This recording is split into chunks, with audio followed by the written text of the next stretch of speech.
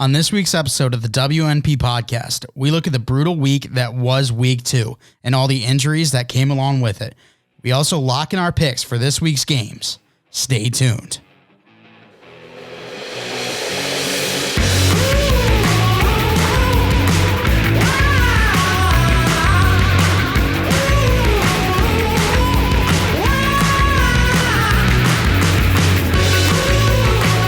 Episode 113 of the We're Not Professionals podcast. And Chase, that's the best you're going to get, okay? I tried recording that like 5 times already. Mike Mitchelson, I'm your host. With me as always today, my freaking co-host, Chase Crawshaw. Chase, how you doing? I'm doing swell while you are not. You know what, Chase? I'm doing fine, okay? Walk out the door, you see someone that you know, and they ask you how you are, and you just have to say that you're fine when you're not really fine, but you just can't get into it because they would. You can't get into it because you will never understand it. Sorry, we just added that to the soundboard, and we've used it 3 times in the last 3 episodes. You love it. I love it. I love the soundboard. I love using it. Add more sound bites in. I won't even care. I need to, but I don't know what to add. Like, what happens in our show? Well, I mean, you get a lot of stuff wrong, so I could just, like, add something like, wait, I've got, like, program sounds, so try to say something funny. Something funny. See, look at you. You're smiling. You like that. First time someone's laughed at your jokes. You know what we actually do need a soundbite of, though? What? You already have it on your computer. I do. The GOAT. Yes. Just upload it already. I need to. I would love to do that. Get John's The GOAT in here. That'd be great. Let's move back over to Bank, too, because if we don't, we're not going to be able to get an outro here. Great idea. Whenever John is going to be on the podcast, I mean, you read the little intro, the stay tuned. Whenever he's going to be on the show, just hit that little goat sound. So it's right after. So it's just kind of a little warning. Oh, John's shitty takes are going to be on. I love it. That's a good option there. All right, Chase. Well, we're hopping into week 3 action this weekend, but we got to talk about week 2 first. There was a lot of injuries. Very unfortunate. I'm just going to run through a couple names. Okay. Does that work for you? Yeah. Brandon Graham, Brandon Brooks, Jarvis Landry, Baker Mayfield, Bradley Chubb, Tua Tagovailoa, Dalvin Cook, TJ Watt, Trey Turner, Deontay Johnson, Russell Gage, AJ Terrell, Amari. Is that enough? Yeah, I mean, if you want to keep reading, you can, but it was definitely a serious case of the boo-boos this weekend. I mean, we had, 5 total quarterbacks get hurt, 4 that are actually, like, missed the rest of the game. Yep. Just anarchy. Yeah, it was a bad week for injuries. It was also a bad week for my fantasy. Ow. We kind of got into that already on Monday's episode of the Bullets broadcast. Should we get back into it? No, it's all right. If they want to, hey, we got to advertise the Bullets broadcast too, right? Yeah. So if you want to check out our initial responses on fantasy football, go check out the Bullets broadcast, Monday's episode. It was hard for me. And I said on the show that I am no longer looking forward to NFL football. I have to say, at this moment in time, I'm somewhat looking forward to NFL football. I'm more excited for college, that's for sure. Well, and you should be excited because in Johnny's league, at least, you got GJ this week. And if you lose then like you just need to quit because you should mollywop them. Well, there's been so many times where I should have won, like against Ryan in your league. But, Jared Goff decided he'd throw out interception and fumble. So the Packers defense decided to beat me. I mean, that's kind of on you for starting Jared Goff. I didn't start Jared Goff. He started the Packers defense. Yeah. I literally told my family today about the mishaps that was last year and then how this year has already started at like the exact same pace. Are you also 0-2 in my league? Yes, I'm 0-2 in your league. So all the actual good fantasy players are starting off slow in my league? You know what's annoying as shit? What's that? Week 1 in your league, I play the number 1 score. Week 2 in your league, I play the number 2 score. Like, how do I keep getting matched up against the best teams? Hey, by week 7, you'll be playing the bottom half scores at least. I sure freaking hope so. I looked at the standings. Davey is the only team that has given up more points than I have, but he's like 60 points off for his points for. I have the second most points against, but I'm only like 20 off because I lose such close games. Yeah, maybe it should be better. Yeah, I think I should be, but it's not really working. And we tried to make a fantasy trade. Yeah, we did. Didn't work. Did not work. It was the closest that we've ever gotten to making a trade, it feels like, though. Well, outside of when we did make trades. Yeah. The multiple obviously. times. Yeah, like the 4 times. I mean, we made a bunch. The one, what was it, the first offseason or was it the second offseason? I mean, the first offseason, I made 49 trades. Yeah. So, like, if you didn't make a trade with me, it's because your name was Megan. Oh boy. We're throwing shots already. Chris and Johnny, if you're listening, that wasn't me. That was Chase. I mean, it's true. She didn't trade with me. She made a trade with you that summer, if I'm mistaken. Did. Yeah. No, it was last summer. Okay. Not last summer, 2 summers ago. Yeah. It was the second off season. Okay, yeah. Then in the first offseason, I tried to get a couple players from her, but just nothing. Yeah, I was able to get Julio from her, and now you're trying to get Julio from me, but no. Hey, I thought it was like close. I mean, I like Dak a lot, and so I want Dak, but yeah, I don't know. Julio right now is one of those guys that can be a starter every week for me. Yeah.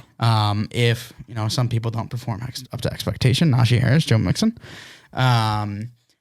But yeah, you like Dak better than Tom Brady? I mean, like in terms of dynasty, yeah, but like in terms of if I had to choose one to start just like this season, I would start Brady every week. So you're easier to give up Dak or easier to give up Tom Brady? I'm trying to win again this year. So like, that's why, like, for example, like you offered me Sterling Shepard in that pick, like it's fine, but like, how's that going to help me this year right now? Like that's the thing. It's not going to, okay. You think the Giants offense is going to continue being lethal throughout the year? I don't think so. I mean, you thought they were going to be lethal last year. Yeah, I'm not starting Sterling Shepard over any of my other receivers that I have. So that's the thing. Like, I don't need to trade those guys, but like, if I could just to get like someone who could actually start most weeks, then I would. Mr. Sterling Shepard, currently ranked number 9 in fantasy football as a wide receiver, number 26 overall. He's better than quarterbacks. That's crazy. Yeah, let's wait till week 4. Okay. Like after week 4 or after week 4? Oh, still money. Okay, we'll see. How about this? I'll throw in Des Fitzpatrick too. No. Does that swing your boat at all? No. Well, AJ Brown's been bad, so he's got a chance, right? Well, it's because AJ Brown's bad. That's fair. It's very fair. Yeah. But yeah, week 2, a lot of injuries, including my heart because of fantasy football. It was tough, especially for the Bengals and the Lions. The Bengals had a very winnable game. However, Zach Taylor was garbage. Terrible play calling. Joe Burrow eventually threw 3 straight interceptions on 3 consecutive passes. Kind of crazy. And then he rebounded with 2 straight touchdowns on 2 consecutive passes.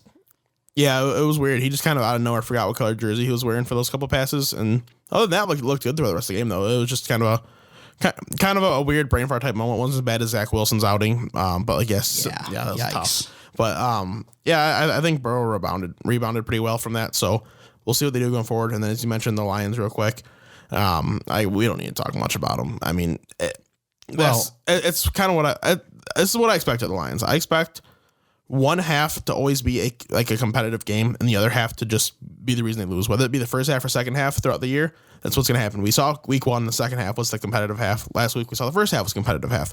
It's going to be like that because they just can't keep up. Well, we will talk about them a little bit more, but no, we got to talk about the Bengals first.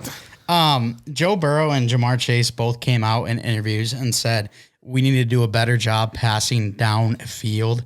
It seemed like Zach Taylor wasn't too big of a fan of those responses. Do you feel like if you were in a coaching position and you were doing all the play calling and your quarterback and your rookie start saying, I think we just need to do a better job getting the ball downfield, doing better than just doing 5-yard dink and dunks. If you were a coach, would you take that personally? You can't. I shouldn't say you can't. You shouldn't. But coaches do. And I don't know what the whole deal is going to be with Zach Taylor. He might have. He might not have.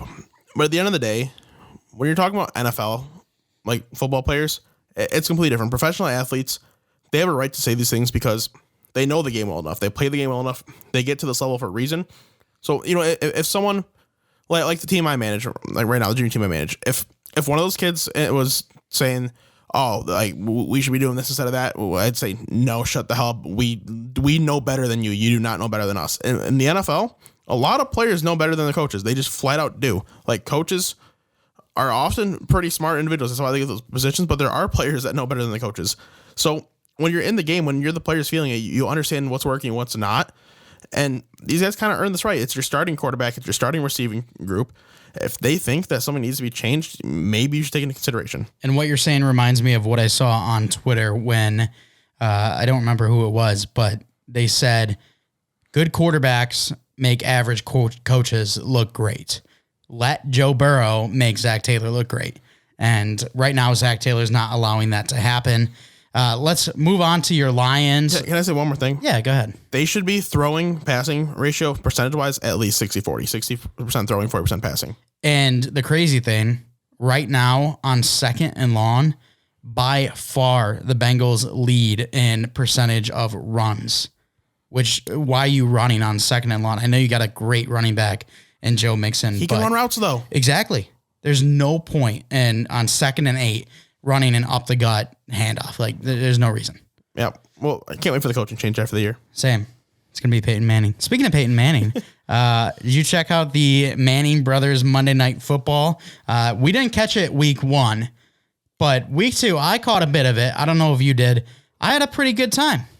Yeah, I watched the first little bit. I was busy, so I couldn't really have the volume on. I watched a little bit in the second half, but at the same time, I was also busy doing a little bit of work. So, like, it was the point where it's interesting what they're talking about, but I want to know what's going on in the game. So I had to switch back to the broadcast because I couldn't keep my eyes on it 24/7. So I had to switch to the regular broadcast so I could hear like actual play-by-play kind of. But I mean, it's entertaining.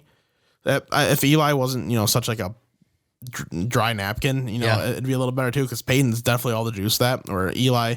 His dryness kind of works, but like he needs a little more personality. They also need good guests because when Rob Gronkowski came on, I mean, the guy's a funny dude and can be great on certain platforms. That was not one of them. He struggled heavily, and we got to learn that he doesn't watch film. He doesn't really study playbook. He just like goes out there and runs. Did you expect him to? Look at him. Like a little bit.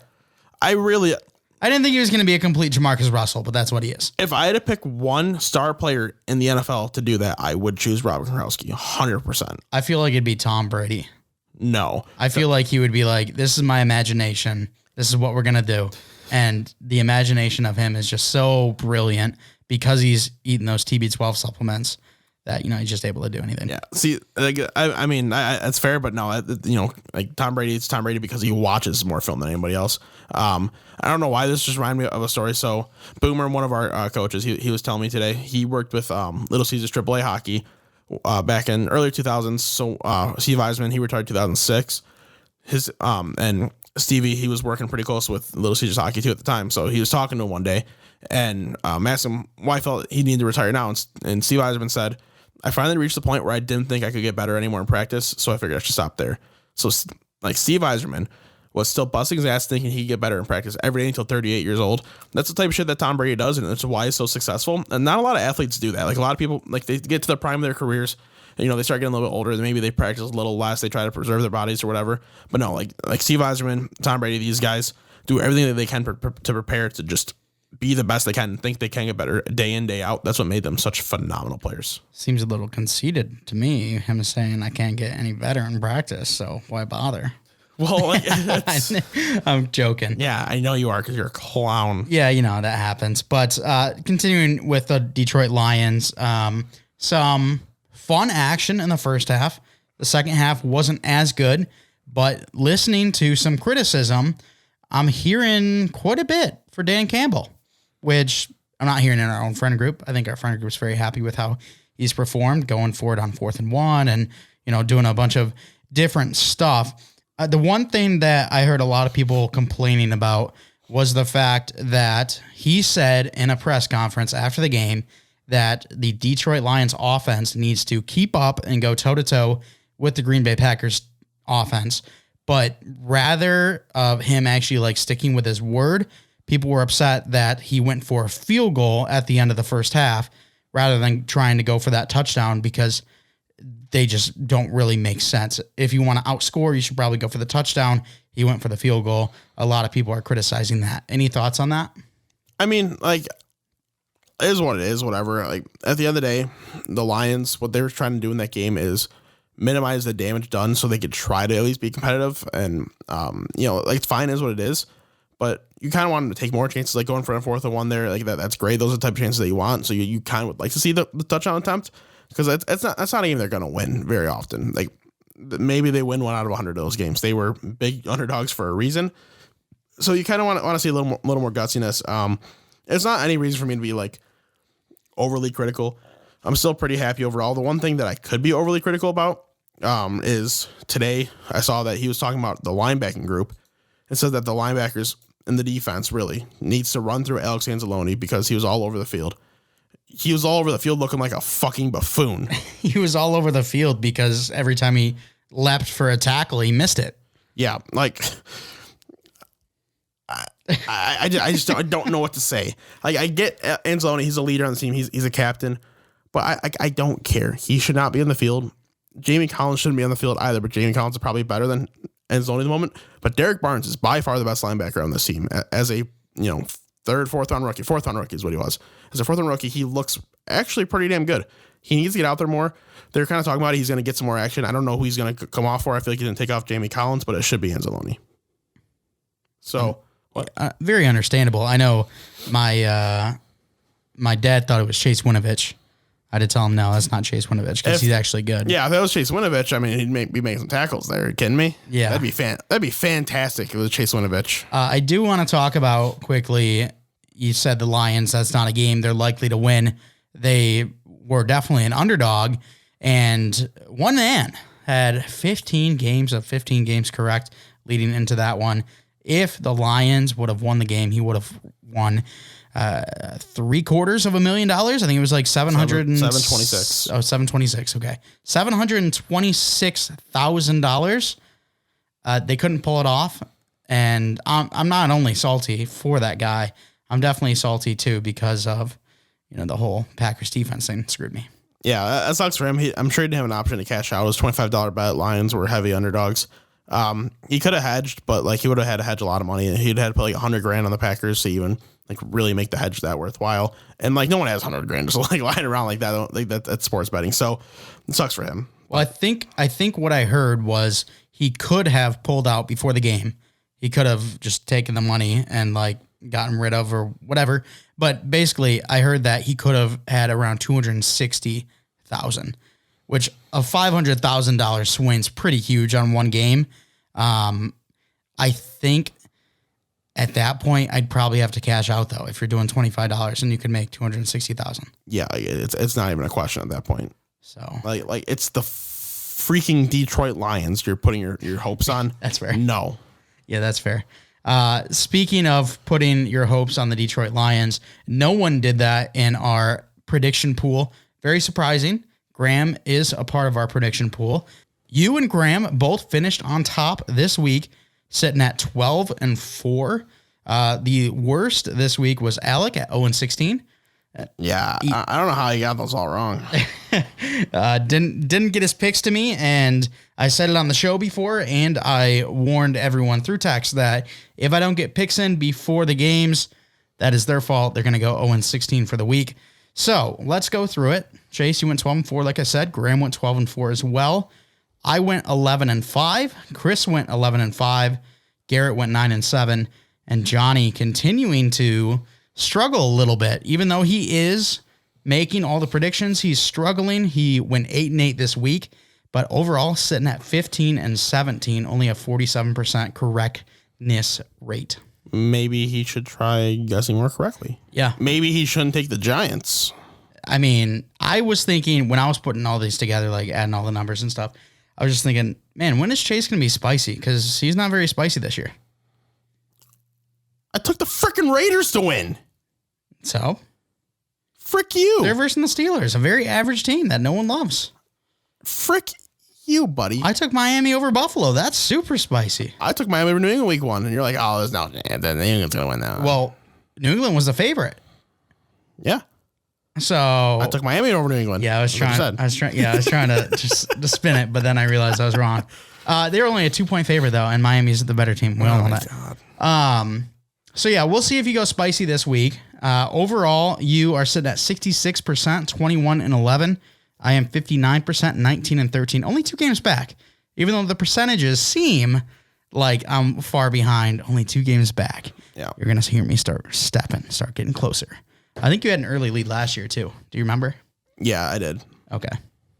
And then I was like, you know what? Let's get real spicy meatballs. Keep putting my money on the Raiders and keep putting my money away from the Steelers. It was smart. And there's a matchup this weekend where I don't want to put my money anywhere, either of the teams. Atlanta versus the Giants. Yuck. That sounds gross to me. That's gonna be a tough one. Alec, 28% overall, 9-23. Graham, 56 overall, or 56%, 18-14 overall. Chris sitting at a mean 50%, 16-16. And then Garrett, same as Graham, 56%, 18-14. So any surprises there?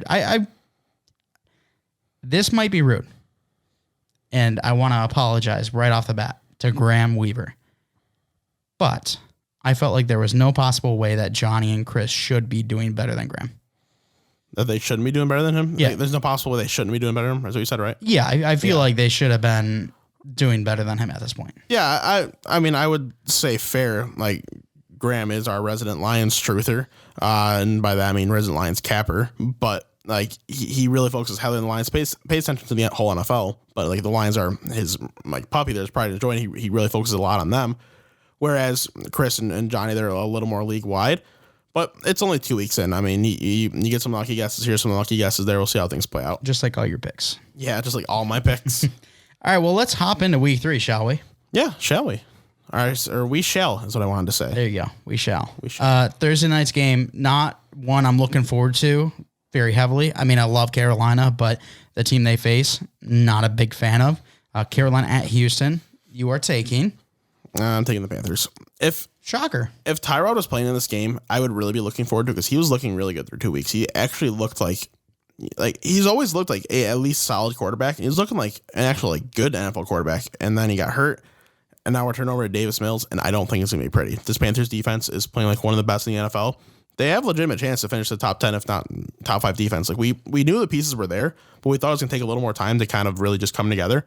But if they keep rolling, hell, it might just stay flowing. Yeah, absolutely. That defense is phenomenal. And you got to feel bad for Tyrod, too. I mean, so many times he's gotten the wrong side of the stick. I mean, you go over to Buffalo, they start Nathan Peterman over him. Don't know why. He goes over to Cleveland, and they immediately draft Baker Mayfield. You got the LA Chargers fiasco with the team doctor. And now he finally gets that true chance to be that starter, and he gets hurt. So it's really tough for him. It's going to be tough for Houston, too, because Davis Mills, a rookie coming in, I'm not super confident in him being able to do much with this team. And having your first start go up against this Carolina defense, not a fun one. Yeah, if the Texans put up single-digit points, don't be surprised. Absolutely. Next up, Indianapolis versus Tennessee. This is in Tennessee. You got the Titans, you got the Colts. 2 quarterbacks that I think everyone expected to do a little bit better than how they actually are. Who do you have on this one? So I'm going with the Titans. Right now, we don't even know if Carson Wentz is going to play. If he does, he for sure won't be 100%. He has not 1, but 2 bad ankles right now. So he has no mobility. So he's going to have to throw from the pocket. And Carson Wentz is better when, not necessarily as he's running the ball, but when he can, take a couple steps out of the pocket, just kind of get a different look. That's usually when he's throwing at his best. Without being able to do that, it's going to be an issue. The offensive line in the red zone has been just brutal for the Colts. They have not been able to stuff it in. The running game has been pretty average. Right now, it's just not looking very appetizing up front for the Colts. And I believe enough in the Titans defense, even though they struggled a little bit in the first week, or actually a lot in the first week, a little bit in the second week too. I think they're going to bounce back. The offense is going to really find its rhythm again. And it should be a good game, just based on the actual score. But I don't know how good the Colts are going to look. And unfortunately, I'm going to have to go with Tennessee as well. Not a big Tennessee guy over here, but the Carson Wentz stuff, that hurts. I'm not a believer in Tennessee's defense, so I think even with Carson Wentz out, they could still do something. But the thing that really throws me off of Indianapolis, their top 3 defense from last year has not been a top 3 defense this year. It's struggled a little bit. It hasn't been that dominant force we've seen in the past couple of years, and it's sad to see, but at the same time, not being an owner of them in fantasy makes me okay with it. The LA Rams, yay, they're great. Similar case with the Washington football team. Both of these defenses I expected to do very well, but Indy and Washington, not really here to play yet. Yeah, and if you go back and look, this is a pretty like obvious historical trend. It's not, I shouldn't say obvious, but once you do the research, it becomes pretty obvious. A top 5 defense is almost impossible to actually replicate. It rarely happens. Sometimes maybe a team a season can replicate being a top 5 defense from the year before. It's just hard to do because turnover in the NFL. So, even though they were so high on last year, like things change, bounces go one way or another. And like all of a sudden, you're at 9th or 10th in the league, which is still good, but like being the 5th defense or the 9th defense is actually a very large difference. Absolutely. All right. Atlanta at the New York Giants. This is a game where one team I have zero confidence in whatsoever, the New York Giants. The other team, I got burned on way too many times last year, and last year I vowed I would never pick them in these pick'ems ever again. I'll let you go first while I debate this, but it's going to be a hard choice for me. I saw the Giants were the home team, so why not? Let's just go with the Giants. Don't watch this game if you're not a fan of the Giants or the Falcons, because like, why waste your breath? You can get the updates for fantasy. You might see a Calvin Ridley, Kyle Pitts, Cordell Patterson touchdown for the Falcons. You might see a Sterling Shepard, Saquon Barkley touchdown, or maybe even a Daniel Jones touchdown for the Giants. But it's not going to be good because you're going up against what should be a good offense with the Falcons, but is struggling right now a little bit, which is with a terrible defense from them, and then a terrible offense who's playing a little bit better than expected for the Giants and a solid defense. So it's kind of just the two worlds are going to collide and provide for an interesting narrative. Yeah, and I think I'm going to go the New York Giants. I don't love it. The Giants did surprise me a little bit in their Thursday night game against the football team, but Atlanta, they kind of surprised me a little bit against Tampa too. Do you think that Tampa is playing teams a little too close, or maybe Atlanta's a little bit better and Dallas is better than we thought? Like, Tampa's had 2 close games now to start their season. And I will say the end score line, the end stat sheet won't say that the game was close, but for a second there, Atlanta, they were close to possibly tying the game if they could just get a stop and a score.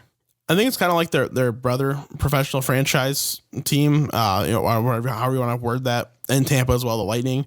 This year, on the Bolts broadcast, we were talking, they really just look like they're giving about 60% here and just really trying to preserve themselves for the playoffs. I think it's the same kind of thing. The Bucks are going to get into the playoffs. Like, there's about zero chance they don't. They're going to win most matchups they play just because they're flat out better than most teams. They have Tom Brady operating that offense, so of course they're going to rock and roll. So might as well keep yourself fresh. Might as well not wear yourself down, and you get in the playoff mode, and all of a sudden you go on a run. Yeah, that could be the case for sure. Next up, we've got L.A., the Chargers versus the Kansas City Chiefs. Now, I went the Chiefs here. Are you going to go spicy, or are you just going to be super straight to the point, super boring like you've always been? At least this year. So you go the Chiefs, and it's okay. Well, I've been going spicy all year. I figured I could go. You've been going spicy all year. Yeah, I bet. I really want to take the Chargers in this one, but I just haven't seen enough from the offense. Like, Mike Williams has been playing fantastic, as I said so far. Hopefully he can keep that role and stay healthy. That's the big thing with Mike Williams. Everyone knows how ridiculously talented he is. So in terms of a fantasy aspect, I think you'll still be happy starting both your Chargers and your Chiefs. I think it'll be a fairly high scoring game, but I can't imagine Mahomes loses back-to-back games. So you're going with the Chiefs. Oh, yeah, figured you'd go the point. The hell up. Move on. Figured you'd go. All right, Cincinnati at Pittsburgh. This just spells disaster for Cincinnati. So that's why I'm going Pittsburgh here. I mean, I think Cincinnati could beat the Steelers. I think that the Steelers aren't a great team. I think if Cincinnati puts the ball in Joe Burrow's hand and not Zach Taylor's hand, this could be a close game and could be a win. But Cincinnati has had such a hard time with Pittsburgh over, forever, except for, the last time we played them. Von Bell hit Juju while Juju was doing little TikTok dances. So I guess that's the one caveat. If Juju does a TikTok dance, then I'll put my money on the Bengals. But right now, there's no TikTok dances yet. Give me the Steelers. Yeah, I'm going to stick with what I chose in our NFL Player Predictor. That's where you go through and you kind of do schedule. That's what we do for our division previews and stuff. I don't use that in the season at all. I just kind of go game by game, week by week. But I'm going to go with what I chose in that. And that's the Bengals to win. I chose the Bengals to win on the road against the Steelers and the Steelers to win on the road against the Bengals down the road in the season. Weird. I know, but it's just what I chose. Just what felt right to me with how the matchup stuff are going. So I'm gonna still roll with the Bengals. I'm very out on the Steelers. I've talked about this before. I'm still out of them. I don't care what's happened thus far. They haven't looked very good offensively. They've played good defensively. They have not looked good at all offensively though. So I really don't know what to expect out of this game. If it's going to be a higher scoring or lower scoring, it's going to be heavily one or the other. It's going to be heavily low scoring, or it's going to be both teams easily in the 30s. I think, but I'm going to go with the Bengals. And it very well could be the Bengals I talked about. Put the ball in Burrow's hand, not Zach Taylor's. But also, Big Ben, he's dealing with a left pec injury. TJ Watt, he's questionable to play. I mean, if these guys struggle and TJ Watt doesn't play, could be a Bengals win. Yeah, I hope so. That'd be cool. Love to see the Bengals win. Chicago at Cleveland, a team that I hate, a team that I just lost to, but I got to go Cleveland. Yeah, I can't I can't in my good conscience, right mind, pick Chicago here as much as I want to. I shouldn't say I want to, because I don't want the Bears to ever win. But I want Justin Fields to have like a good first start, go out there and dominate. But I didn't like a lot of what I saw from him last week. He did not look like he's ready to go out there and dominate against a very, very, very good Browns defense coming up. And the really only issue that's going to be for the Browns is who the hell's going to be catching the ball, because OBJ is possibly still out. Jarvis Landry is on IR. It's going to be a kind of, receiving by committee type group. Demetric Felton got in, Anthony Schwartz, Donovan Peoples-Jones. These guys are all going to get in there. Rashard Higgins, too. He's still on the team. So it's really just going to be, if the offense can kind of gel enough and really rely on the run game, they'll be just fine. Or they should be more than just fine. They should be able to win pretty heavily. But I just can't go Chicago in this. I got to go with the Browns. Well, because I haven't traded him yet, I hope Odell Beckham comes back, plays in this game, and just goes off. And he's just like the old OBJ. That'd be great. Yeah. I don't think he'll ever be like the old OBJ. I was very hesitant on even including him in trades that we were talking about earlier. Yeah, it's unfortunate. A career lost. Not like death, but yeah. All he is what Darius Slayton is right now, just jacked up to 1,000. Just crazy big plays, awesome catches, and just did it with 60 more targets a year. That's really all it was. Now that Cleveland's just not the right fit for what he does. Yeah, because Baker's a bad quarterback. Baker's not that shot taker. He's just not he'll take some, but for what OBJ does, it just doesn't make a lot of sense. Imagine OBJ. First off, if OBJ was in Kansas City, he'd be wide receiver one. He would be a wide receiver one, a lock. If he was even with the Chargers, say Keenan Allen were to go, for whatever reason, or Mike Williams doesn't get re-signed this year, and OBJ ends up there, it's another place where he could be the wide receiver one. It's a quarterback who can take those deep shots and is willing to. He just needs that right matchup. Yeah, and speaking of quarterbacks that are really good at taking shots downfield and just elite quarterbacks. Sarcastic already. What? Why would you say Detroit Lions, Jared Goff, Baltimore at Detroit. Are you going to be at this game? I will not be. My Christina cousin, so she is a Ravens fan. She was born in Maryland. Ew. Yeah, I know. So she's born in Maryland. So her and her mom, who's living back in Maryland, she's going to come out here for the weekend, it sounds like. So they're going to go to the game with my parents. I'll sit back home. Why should I go watch this happen in person? That's a good point. So does that mean you have Detroit coming out with one of the hottest victories in NFL history? I have Lamar Jackson being a top 5 rusher this week. Oh. Just bold hot take right here. Well, top 5 in rushing yards. You think it's a hot take. It's not, because he is currently, do you know where he sits for rushing in the whole league right now? I do not. Can you just give me a guess maybe? 3rd.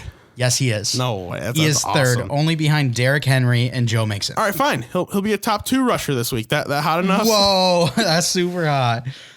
Yeah, I was a little shocked when I saw that, and he's just going to add to that against the Detroit Lions. Both of us going Baltimore there. This next one, I think it's a very interesting game. You got the New England Patriots, who have looked decent, not a great team, but then you got the New Orleans Saints, a phenomenal game 1. A terrible game 2. Who you taking in this one? New England's got the home field advantage. New England's 0-2 so far, correct? Are they? Who did they just play last week? Did they play the Jets? I got it on my Wii too here. Let me. Just pull it up real quick because I can't remember. Yeah, they played the Jets, so they won. So they won. Okay, they're 1-1. So are the Saints. Yeah, so it really could go either way in this one. I think I'm gonna lean the Patriots. I'll just go with the better coach of the two coaches, Hall of Fame level type coaches. I'll take that one, the young rookie quarterback who I really like as an NFL quarterback so far. I like the signs that he's showing. He's showing pretty solid maturity, and I think he can take a couple more steps and become, like, I think he could easily become like a Derek Carr, like easily a Derek Carr level type of quarterback, where he's just someone that like we like a lot and that we trust that we could go in and help you win a game.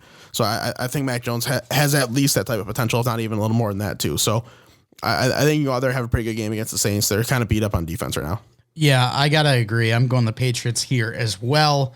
I just feel like game one might have been a fluke. I like Jameis, and I think he can be productive, but will he ever hit that 5 touchdown, mark? Is he going to be consistent like that? I don't think so. No, and keep in mind, I got two things. Two things. You just put your finger out for one. I know, but then that oh, okay, you got two now. Yeah, two now. So number one, Jameis had 5 touchdowns and 15 completions. He's not going to complete 33% of his passes for touchdowns. So like obviously that wasn't going to happen. So if he can bounce back, we both think he's good enough to bounce back and at least help the team maybe win some games. But who knows? But I really want to talk about something that has not been brought up yet. We talked about it in the offseason when it happened, a trade in our Dynasty League. Do you know what trade I'm referring to? The Mike Davis one? The Marquez Callaway one. Oh, did we want to talk to Alec right here on the show? We could. Because, not like, I'm not going to call him, but we can talk at him. Yeah, I really do want to, though, because Alec, been good. He's been good. Wow. You did a very good job trading your first round pick in 2014 for what, 4 receiving yards on the year so far, something like that? I've got no idea. Or 4 catches. I thought you were going to pull up the stats. I was going to go pull up his Twitter messages. Yeah. I was trying to just grab it really quick off of the Twatter machine, or not the Twatter machine, the Google machine. Why the hell did I say the Twatter machine? I don't know. That's weird. I'm cracked out today, but let me pull it up real quickly. 3 receptions for 20 yards. Okay, so his three receptions for 20 yards for 2 weeks. That's worthy of a first round pick from an undrafted receiver who is only getting the opportunity because Michael Thomas and Traquan Smith are both out, and he's not looked good. So Alec, yikes! I can't imagine that anything else turns out to be like worst trade of the year, like so far already, right? Yeah, if it continues like this, it's a slam dunk worst trade of the year. I'm trying to find his messages, but they're so far away, I can't find them. But I know he did say, Davey said something about, not doing too hot. And then he said something along the lines of, I can't wait to laugh at you guys when I am right. So I'm still looking for it, but it was something along those lines. It's not looking great for him. You played a soundbite earlier. I played a soundbite? I would like to laugh at Alec right now. Oh, okay. Yeah, no problem. We can do that for you. So let's first go, Alec, you made a tough trade, and right now you are on the brink of getting worst trade candidate of the year. But at the same time, it's funny for us because you were going to prove us right? You were going to prove us wrong. Marquez Callaway is the guy. He is worth at least a first, at least a third. And what else did he trade? A first, third, and what? I don't remember. I think it was like a first and a third and a prospect or something. Let me click on it real quick. I got Marquez Callaway right here. History. Oh, according to this, it says there's no transaction history, which is obviously not true, but okay. Are you in the wrong league? No, he's on Alec's team here. This is Graham with Quintus Cephas and EBDB DFL. I might just not be loading right now because my whole thing's going a little slow. Well, I guess that I'm going to have to figure it out for you, aren't I? Maybe. Let's see if I click on it this time around. Oh, here we go. It was Jacoby Myers and a 2024 first for Marquez Callaway.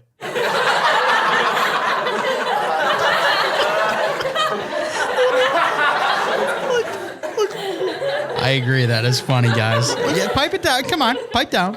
Pipe down. What are we doing here? Like, what are we doing here? Like, it's 2 undrafted receivers, but one who legitimately showed flashes of promise in the NFL regular season last year in Jacoby Myers compared to one who didn't. There is a reason Marquez Callaway was a throw-in piece for my trade to get Adam Thielen. Then I immediately flipped him for a first-round pick, but, I immediately flipped him and 2 first-round picks for a first-round pick, but...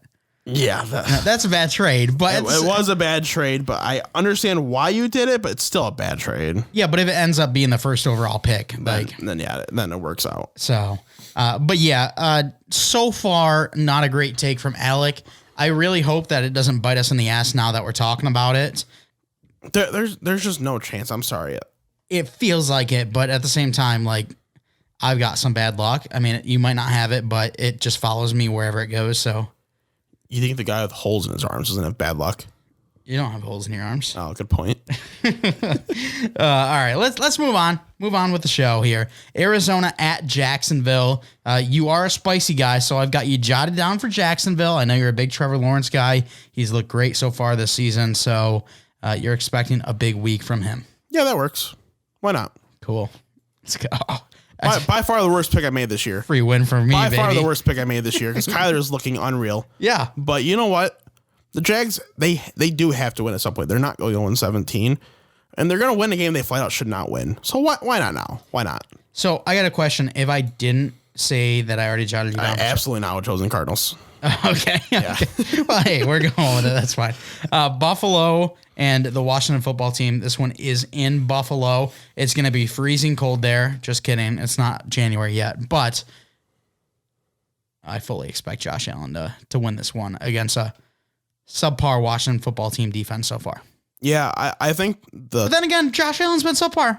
He has. I think he's got a 79% QBR or something over the season. So yeah, he's starting off slow. I still have a lot of faith in him. I'm not too worried.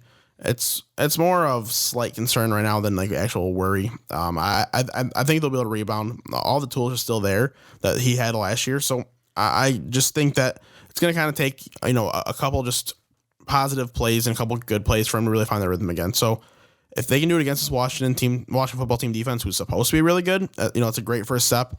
I think Washington's defense will be better this week, but I still think Bills come out this one. yeah, and then we've got Denver and the Jets. This is in Mile High. Zach Wilson, he really struggled last week, but they can't go 0-17, right? No, like they're not going 0-17. Okay, but so I got you for the Jets. No. This one's not happening. I want to get really bold with one rookie quarterback team, and the Jags are my rookie quarterback team this week. Like the Patriots don't count, but Okay, no, why would they? Yeah, but like the Broncos defense is playing really really well to start the year. Like they've got a great core. The Jets offense is of course struggling. The Jets defense is not any good. We knew, or at least people should have known, that like this Jets team wasn't going to be that good this year. Like Zach Wilson could show a lot of promise and take the right steps, but they were never going to win more than like 5-6 games at the absolute max. So we're kind of just seeing the growing pains. New coaching staff, young quarterback, still figuring things out. No running game right now. The Jets are going to need a couple more weeks before they really start playing some more competitive football. I think, maybe 2-3 weeks to kind of really gelling together. I don't think they have much chance in this one. If Denver wins this game, that puts them at 3-0. Are they a legitimate team, or is it just the competition they're going up against so far? So they played the Jags. I think the other one was the Texans? Giants, that's it. Yeah, so they've played some underwhelming matchups so far, but I do think the Broncos have like a chance to make the playoffs the way they're playing so far. Like the defense is really what I was going to have to ride on, and I was pretty wary coming into the year on the Broncos in general because I just did not like the offense at all. I didn't think it was going to work very well, whether it be Teddy, throwing for 180 yards a game, or Drew Lock throwing for 4 interceptions a game. I was not too big of a fan, but Teddy's been playing really well. He has been running this offense exactly how they hoped he would, and that's really in a manner that's keeping it very safe, driving enough offense where the defense can just stop the opposing team and you win some closer matchups. So they can keep that rolling against tougher teams like, when they go against the Chiefs, like that's going to be an issue. But as of right now, they're playing weaker opponents. They can get a decent lead. They can find their way into the playoffs in a wild card type role. But like, it's really not impossible for them to be a competitive team this year. Well, in the infamous words of my man's Obadiah, hey, Teddy, won't you come to my birthday, eh? Great. I love that song so much. It is great. All right, Chase, we got one more matchup to go over before we hop into 3 just juggernaut matchups that I had a hard time picking them, but they're going to be so fun to watch. Hey, this matchup we're about to talk about is a juggernaut matchup, okay? Watch yourself. No. Yeah. No, definitely not. Okay, Green Bay has him. No, I'm kidding. Miami at Las Vegas. This one is going to be just rock and roll. Give me the Raiders all day long. Tua is out. Even if he's in for the game, he's questionable right now. I shouldn't have said out. Even if he's in for the game, his ribs have a boo-boo, so he's not going to be able to do much. Derek Carr, elite quarterback, top 2 quarterback in the league right now. Dude, I'm thinking the Raiders against the Chiefs that they played this week right now. Boy. Like they're firing. They are. It's early in the season. Derek Carr is doing what he does early in the year. He's an MVP candidate 2 weeks into the season. Obviously, that doesn't mean shit because there's 15 more games to be played. But still, you gotta love what's going on. Like, they just love starting hot. Like, I don't know why they love finishing cold too. It'd be cool if they could just kind of keep rolling, or at least just even get down to like average, because then they would make the playoffs. But no, they like being shit in the second half. They're gonna keep rolling hot in the first half like they always do. Could you imagine saying that Derek Carr's not good? I couldn't. Like, oh my God, that'd be such a bad look. Like, if someone by the name of John Ream and Chris Brown were to come out and say that Derek Carr's just not a good quarterback, like, yikes. You just added 2 enemies to Landon's list right there. I did, yeah. And hey, Landon has his podcast back coming out and gave the episode, his most recent episode, a little listen. Very nice. Make sure to go check it out, The Locker Room. My little cousin, big Raiders fan. And I think he's going to be very happy with our picks here, going Las Vegas over Miami. Next up, Seattle at Minnesota. Man, I feel bad for Minnesota. Starting 0-2, and their loss this past week is on a game-winning field goal. It felt right that he missed it. Yeah. Like, it's Minnesota. I mean, come on. But at the same time, it's still heartbreaking. Seattle, Minnesota. Who you taking? I'm going to go with the Seahawks this one. I want to go Minnesota, but I just think the Seahawks are going to rebound from a loss better than the Vikings will. Seattle thinks they should not have lost that game 100%. They're very unhappy that Derrick Henry did Derrick Henry things in the second half. I know you are as well. You're crying over there. But I think the Seahawks offense has a very nice week this week. Yeah, I'm taking the Seahawks as well. I think it's pretty straightforward, actually, because Minnesota, although they're good, they lost to the Bengals and then lost on a terrible kick. Like, where's their morale sitting right now? It's probably lower than the Jets. And, I didn't really hit on this as much as I wanted to this offseason, but I did hit on it a little bit coming into the year. People were just automatically saying that this Vikings defense it's going to go right back. This was be a top 10 defense. Yeah, like last year, Mike Zimmer was the only reason. Like it was a one off. Like he always has great defense. It was a one off. It is what it is. They're going to figure it out. But not much change in this defense. They really did not get that much better. So I don't know why people expect to all of a sudden change. Defense. Like there is scheming and coaching is a chunk of defense, but at the end of the day, like blown coverage, missed tackles, they go for touchdowns every time. Whereas on offense, a misread is just you got to take an extra down to make a play. So like offense, those mistakes are allowed to happen more, and you're going to be able to move on from them. Where defense, a mistake literally leads to a touchdown. Cut the shit, Chase. You're saying people are thinking that the defense. It's not people. Name them. Johnny Ream is the leader of this party. And Chris Brown, the caboose. Yes. Both 100%. Of them, they're really not going to like this 5-minute stretch. They are not going to like the 5-minute stretch here coming from us. But, hey, it is what it is. The Minnesota Vikings right now not performing up to par. We saw that week 1 with the Bengals just absolutely lighting them up. And they did light them up. Don't say overtime. No, not the case. They lit them up. Lit up. And then this past game, they give up 34 points, I think. So struggling. Tampa Bay at the LA Rams. This is probably going to be the game of the week. I don't know why it's not a Sunday night game or a Monday night game. It's a 4:30 game. Yeah, 4:25. I mean, how many primetime games can you give these two teams? Is why. Like, I get that, but like this is going to be the NFC Championship. Yeah, it very well should be. It's going to be an awesome game. I have a lot of faith in Matthew Stafford this week to go on and put up some numbers. Do I think that they can beat the Bucks? I don't know. You can pick first. I got Tampa Bay jotted in. I can't go against the goat, which had the sound. Goat noise. Goat noise. There we go. Yeah, I really want to choose the Rams in this one. So I think I will. Okay. LA Rams. I very well think the LA Rams could come out on top here, but I just don't want to bet against the GOAT. Yeah. It's happened too many times, and it's bit me in the ass too many times. And in our division preview, I had the Bucs going 15-2 this year. They beat the Rams, if I'm not mistaken, or maybe the Rams. I don't know, but I had the Bucs going 15-2, and I still think 15-2 is a very attainable thing for them.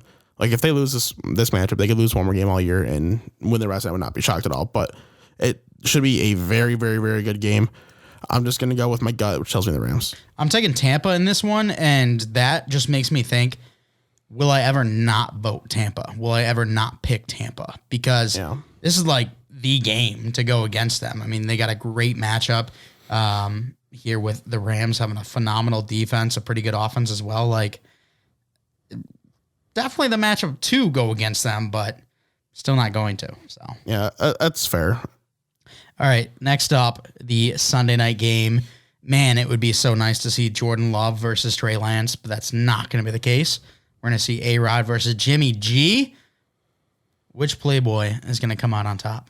I don't know, dude. Like, I want to pick the Niners in this one, but like, who the hell's going to be running the ball? Because Elijah Mitchell might not even play, and he's the only healthy running back that started on this roster week 1. He is literally it. We're in week 3. They roster 5 running backs regularly. It's him. That's not good. You got a lot of, you got a no name that was just signed off the Bengals practice squad. How dare you? Shaquas Patrick. Yeah. A no name from the XFL. How dare 220 pound. He was really good in preseason. Yeah. But how much money did you put on him so I can up it? I didn't put any bid on him. I'm not going to put any bid on him. So whatever you got, by the time this comes out, it'll already be processed. So hopefully you get him. But besides him, it might be TJ Yeldon. It might be who the hell else did they say they're possibly bringing in? There was 3 total names that were like just washed NFL running backs. Like those guys are gonna get touches in the Kyle Shanahan system. It's not gonna be Elijah Mitchell if he plays getting everything, and if he doesn't play, who the hell's gonna get him? I don't know. So it's gonna be interesting. I think I'm gonna go with the Packers in this one. I don't feel great about it. I really want to choose the Niners, but I think I'm going to go with the Packers. I think they're going to ride high off of this win against the Lions, feeling pretty good. Aaron Rodgers is going to go kind of have a revenge tour type of season. I have to say, I don't feel great about picking the Packers either, because that's who I've got, and I'm just worried that defense is not going to be very good. Jimmy G and Deebo Samuel might be able to light it up, but you know who won't? Brandon Ayuk. Dude, what the hell? I don't know if I was listening to the Fantasy Footballers or the Fantasy Pros today. One of them said it. They made the parallels. They made the connection. Dante Pettis. Second round pick to the 49ers. They're the same player right now. Shines like shining, promising in their rookie season, and then jack the rest. But Ayuk had a fantastic rookie season. Dante Pettis was like, good season. Yeah, it wasn't fantastic. It was like end of the year he was showing that like he could like next year carry it into something special where Ayuk, he definitely did show much more. But dude, like right now that like if he's not getting on the field with the receivers in front, like if Trent Sherfield is really worthy getting more targets than Brandon Ayuk right now, I don't know how he recovers from that. Yeah, it's really bad. And you brought up Dante Pettis, another name that seemed like he was going to be around for a little bit. Christian Kirk. Like, he's still on the Cardinals and everything, but I thought he could have been a very good wide receiver, too. Could have been like a Tyler Boyd type of player. Yeah, I thought that as well, but, that makes me happy. We didn't even talk about him. Rondale Moore leads that team in targets right now. Mm-hmm. Good player. And he looks freaking awesome in the NFL. He looks so good, and I'm so happy. He was a guy that I was very vocally rooting for on the show because I love his skill set. I think that people, he's too short. No, it does not matter when, he is almost a unicorn in the sense like how Kyle Pitts is a unicorn, being such a crazy, large size, this great athletic profile. But Rondale Moore's same type of thing. He has a ridiculous catching profile for someone of his size. He is a freak athlete. He just looks like he belongs more than most NFL receivers right now. Speaking of looking great, AJ Green, he got in the end zone. I think he only had like one catch though. One catch for like 12 yards and a touchdown. He already fell out of, look, he's fallen out of favor there. It looks like Kyler Murray loves what Rondale Moore does on the field, and you have DeAndre Hopkins already, who needs to be your number one at the end of the day. And I think Kyler's going to throw the ball a lot, but Christian Kirk is still getting work too. So there's really 4 mouths to feed. And I think the pecking order is going to end up being just in general, D Hops, Rondale Moore, Christian Kirk, and then AJ Green. But AJ Green will definitely be in the red zone. I disagree. You know why? What's that? Give me Max Williams at 3. Well, okay. Max Williams was really good this past week. He was. Week 1, he didn't do anything. He was a stranger. But he was really good in this past week. And I think that's going to be a very reliable option for Kyler Murray going down the field, right in the middle of the field, 3rd and short. Give it to Max Williams. He seemed very reliable this past Sunday. Yeah, I think it's fair. I think if he continues to look like that, then sure, the number 3 is fair. But would you agree with the order otherwise, though? Yeah, I mean, I guess I could if when you said AJ Green's going to be targeted in the red zone, like if you switch when it gets down into the red zone, AJ Green, I think I might even go AJ Green 2 above Rondale Moore when it comes specifically to the red zone. Yeah, that's fair. But otherwise, yeah, I think I'd agree. If you're using Rondale Moore in the red zone, you got to get creative with him. Like throw him in the backfield, hit him on a jet sweep, do something like that. Because like you're not just gonna flat out target him, in the corner of the end zone, which he could legitimately make the jump and catch a ball over most defenders because he has the jump radius. But a lot of quarterbacks still aren't going to fully trust that yet. For sure. Well, I feel like we've been doing our pick'ems for like a half hour now. We've been doing it for longer, half an hour, I think. No, we haven't. How long's the show been? 52 minutes. Okay. And I remember seeing before we did our pick'ems, I think we're at like 30 minutes. So we're okay. It's not been a half hour quite yet, but it's definitely getting close. Final game, Monday night game, excuse me, not Sunday night game. That is the Philadelphia Eagles at the Dallas Cowboys. You're tagging. NFC East matchups are always a mess. They always are a mess. They always are way closer than they should be. Sometimes the underdog wins this game. Daniel Jones was undefeated against the football team in his career leading up until last week. Are you a Jalen Hurts truther? I need Graham over here to hype me up a little more because I really want to take the Eagles, but I'm not going to. I'm going to ride the Cowboys. I would not be that surprised if the Eagles win this game, though. I really would not. I got the Cowboys as well. I think the Cowboys offense is phenomenal. So excited to see what they do against a team that I don't think is very good. I love Kellen Moore with all my heart, but if that asshole... Moore. No. Oh. If that asshole doesn't start giving Zeke Elliott more touches, stop running the ball with Tony Pollard, who looks really good running the ball right now, and it's scaring the hell out of me. Better. I'm going to lose my freaking marbles. That's a good point. But an even better point is that we have 3 differences this week. There we go. Enough for me to get all 3 right and take the lead. Enough for me to get all 3 right and cement the lead.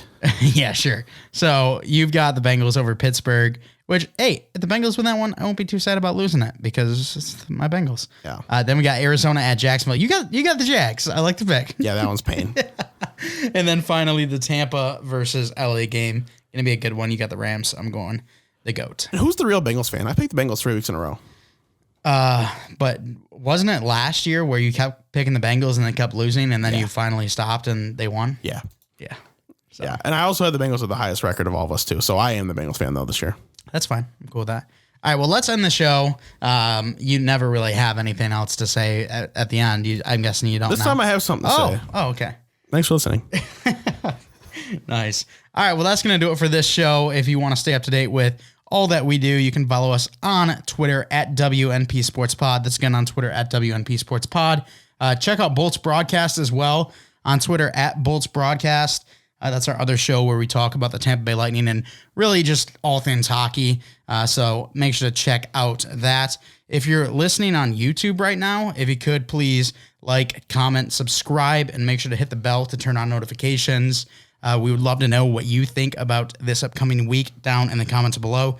Also, in the description there, you can find our Instagram and our Facebook. You can join those if you would like. If you're listening on a podcast platform, if you could rate us 5 stars and follow, we would really appreciate that.